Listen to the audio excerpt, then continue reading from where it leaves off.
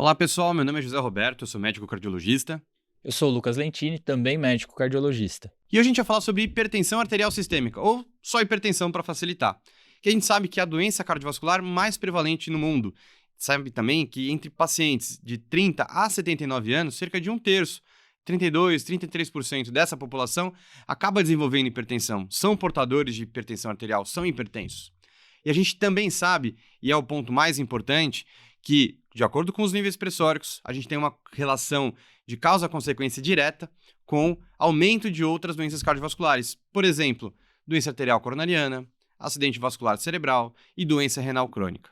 Tendo em vista, então, que a gente tem o aumento dos níveis pressóricos correlacionando com o desfecho cardiovascular, a gente sabe que níveis pressóricos acima de 115 milímetros de mercúrio de pressão sistólica ou 75 milímetros de mercúrio de pressão arterial diastólica, a gente já começa a ter chance, né, aumentar o risco de desenvolver esse tipo de desfecho, né, Lucas?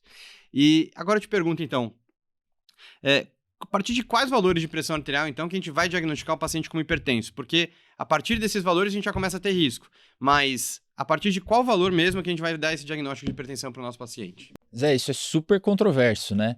As diretrizes vão divergir, mesmo atualmente, em relação a esse ponto de corte para diagnóstico de hipertensão. Grosso modo, a maior parte das diretrizes, incluindo a da SBC, né, a Sociedade Brasileira de Cardiologia, as diretrizes europeias e internacionais, vão considerar como ponto de corte para o diagnóstico de hipertensão 14/9, 140 milímetros de mercúrio de sistólica e ou 90 milímetros de mercúrio de diastólica. A exceção proeminente aí a esses níveis é a recomendação da American Heart Association, que coloca como hipertensão níveis acima de 130 de sistólica e ou 80 milímetros de mercúrio de diastólica. Com exceção dessa diretriz da AHA, as outras diretrizes vão considerar níveis pressóricos a partir de 130 por 85 não como hipertensão, mas como pressão normal alta ou pré-hipertensão. E, Lucas, então, qual que é o alvo que a gente vai ter para tratar esses pacientes, né? Qual é a meta pressórica que a gente vai buscar? Aqui também tem espaço para controvérsia. Então vamos começar pela da SBC, que é a nossa diretriz, né?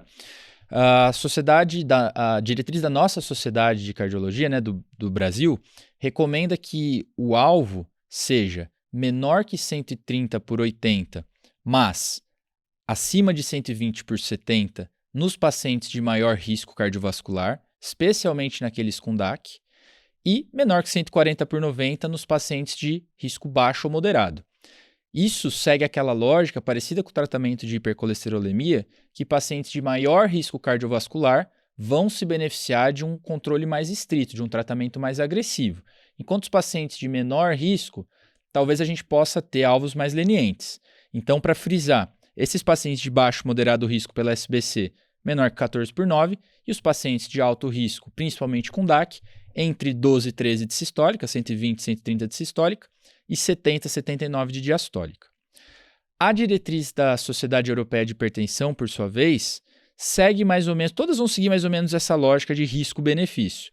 E a da Sociedade Europeia de Hipertensão coloca como alvo menor que 130 por 80 para pacientes até 64 anos e menor que 140 por 80 para aqueles pacientes com 65 anos ou mais. Por sua vez, a diretriz da AHA, aquela que tem o alvo diferentão para diagnóstico, tem como alvo terapêutico agora menor que 130 por 80 nos pacientes de maior risco. Então, eles colocam maior risco aqueles em prevenção secundária, parecido com a da SBC, ou naqueles de prevenção primária de mais alto risco, que eles colocam como uma estimativa de eventos a partir de 10% em 10 anos. Então, esses pacientes, prevenção secundária e primária de alto risco, menor que 13 por 8, 130 por 80. E nos pacientes de menor risco, um alvo terapêutico de PA abaixo de 140 por 90. Por fim, a Sociedade Internacional de Hipertensão tem uma diretriz também e vai colocar como alvo PA menor que 130 por 80 para os pacientes com menos 65 anos, ou podemos individualizar para 140 por 90, né, abaixo de 140 por 90, para aqueles pacientes a partir de 65 anos, principalmente com comorbidades ou com maior fragilidade. Legal que você comentou isso, Lucas, porque todas as diretrizes têm vários alvos diferentes, né?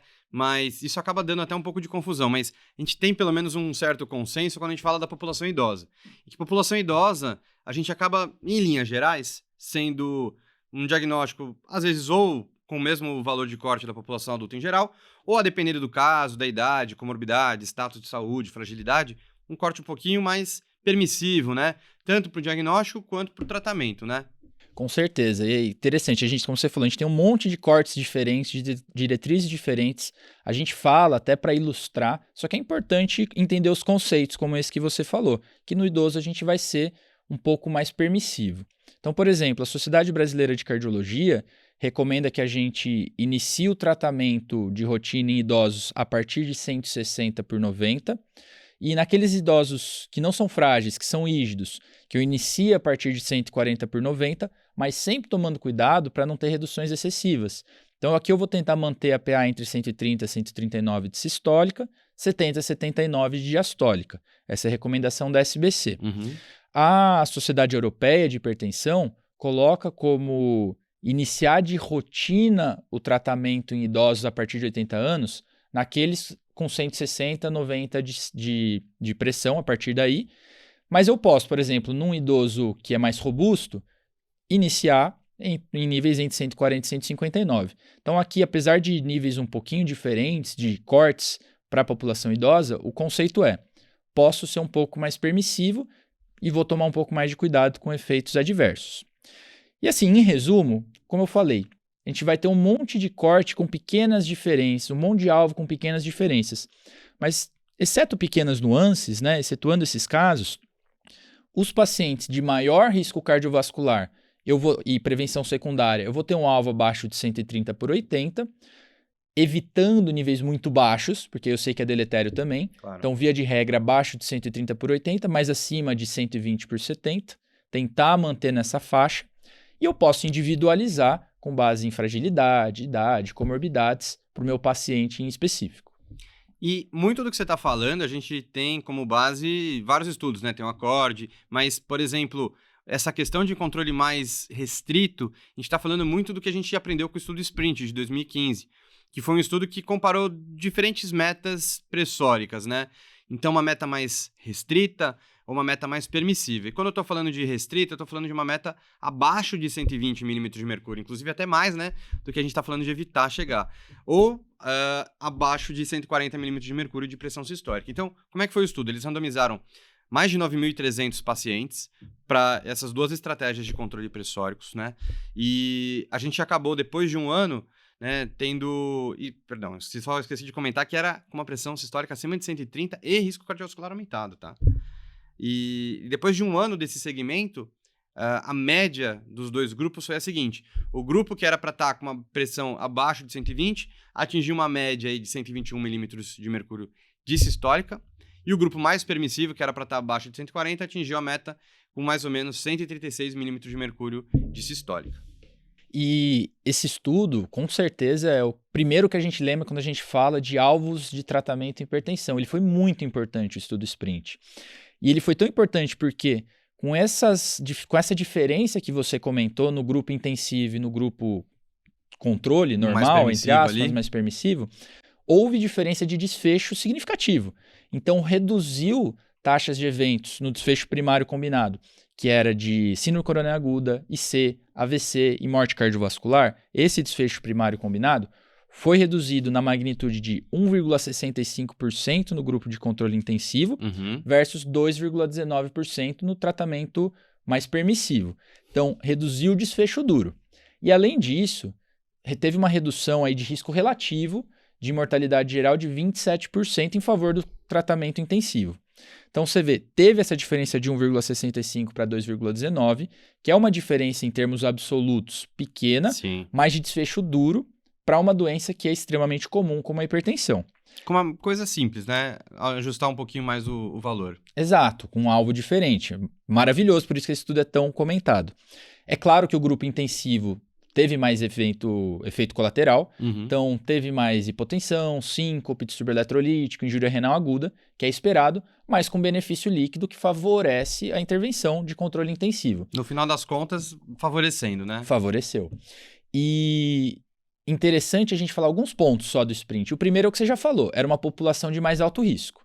Então, eram pacientes que, tendo um risco basal mais alto, vão ter maior tendência a se beneficiar de uma intervenção. Então, esse é o primeiro ponto. Talvez não seja para todo mundo, com uma hipertensão leve, sem comorbidade, que isso vai ser benéfico. E o segundo ponto é que foi um estudo truncado. E isso a gente sabe que favorece, tende a superestimar a magnitude do efeito em favor da intervenção. Uhum. Com essas duas ponderações, a gente conclui aqui o estudo SPRINT, que foi um estudo muito importante, que nos orienta aí nesse tratamento mais intensivo nesses pacientes. Maravilha.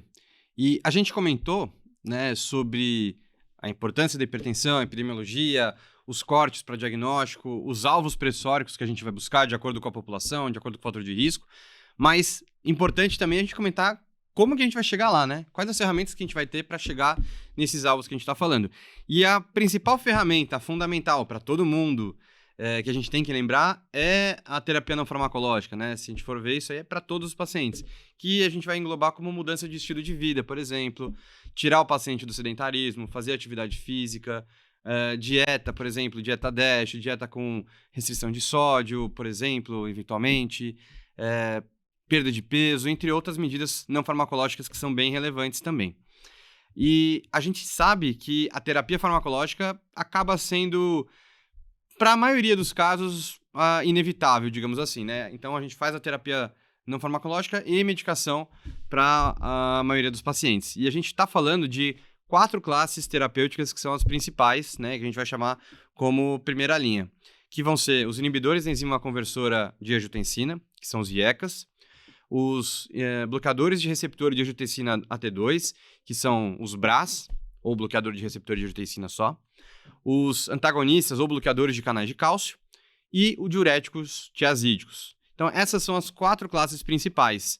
Mas aí você vai falar, poxa, mas e os beta-bloqueadores? O beta-bloqueador não entra como esses quatro pilares fundamentais, mas o beta-bloqueador tem seu espaço também. O beta-bloqueador ele acaba ganhando indicações boas, né? Quando a gente tem um paciente que é hipertenso com uma comorbidade a mais. Por exemplo, ele é hipertenso com doença arterial coronariana, está anginando, é um paciente hipertenso que tem uma insuficiência cardíaca de fração de ejeção reduzida. Lembrar que aí não é qualquer beta-bloqueador também que vai a ser mais indicado. Ou, por exemplo, um paciente que ele é hipertenso e ele tem uma fibrilação atrial e ele precisa de uma medicação para controle de frequência, por exemplo. Então, o beta-bloqueador ele também tem seu espaço como uma boa medicação em algumas circunstâncias assim, mas não entra nas terapias que a gente chama de primeira linha. Sim, e uma coisa importante da gente falar aqui, digno de nota, é que, via de regra, a terapia inicial deve ser a terapia combinada, em que a gente mistura 2 classes de antihipertensivo. Isso parece ser mais efetivo, parece que a gente controla melhor, mais rápido a hipertensão, né, somando diferentes classes, em vez de a gente usar uma classe só, com um mecanismo só, numa dose muito alta.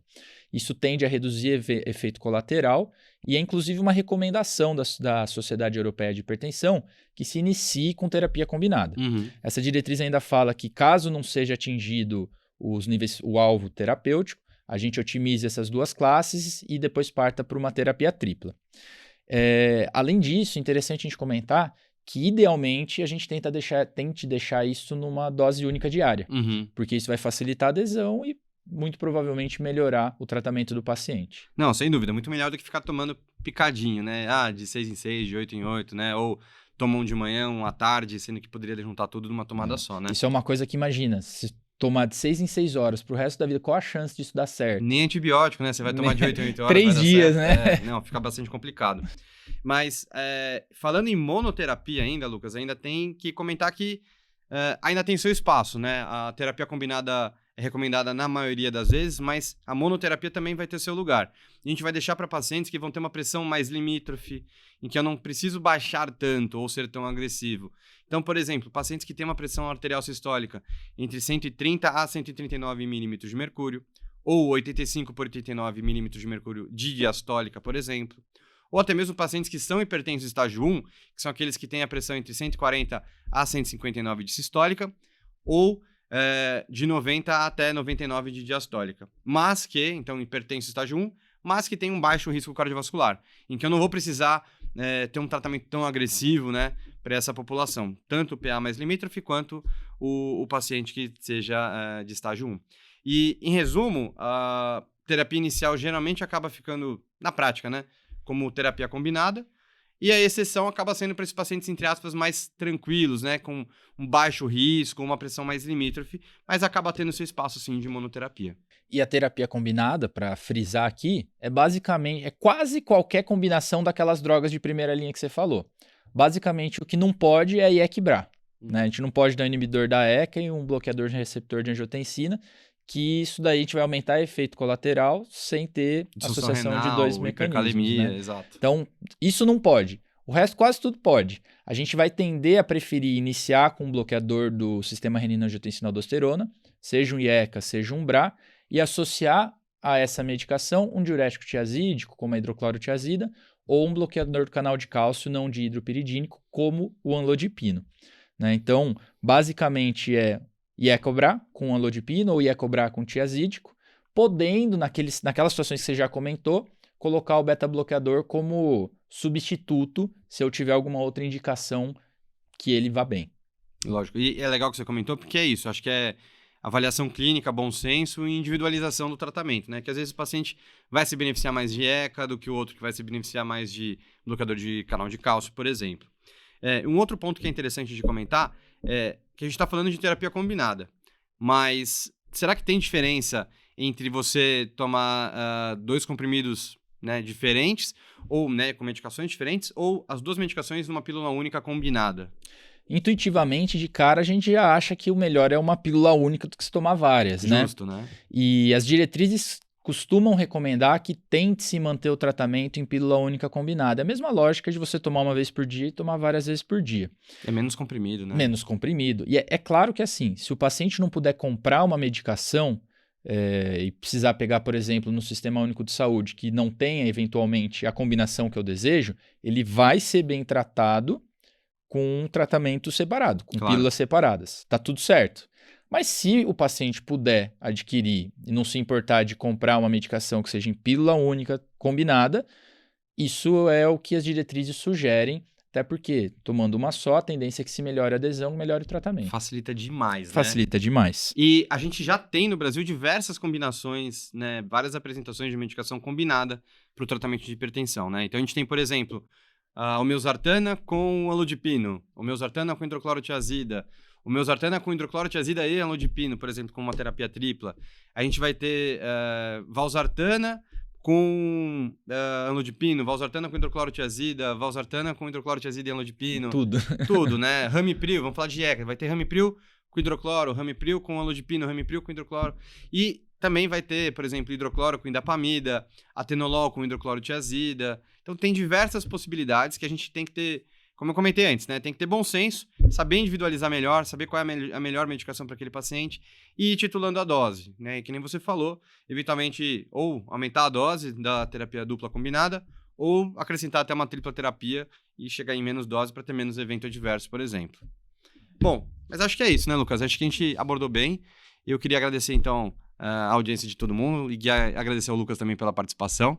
E meu muito obrigado também. Muito obrigado a todos. Até a próxima.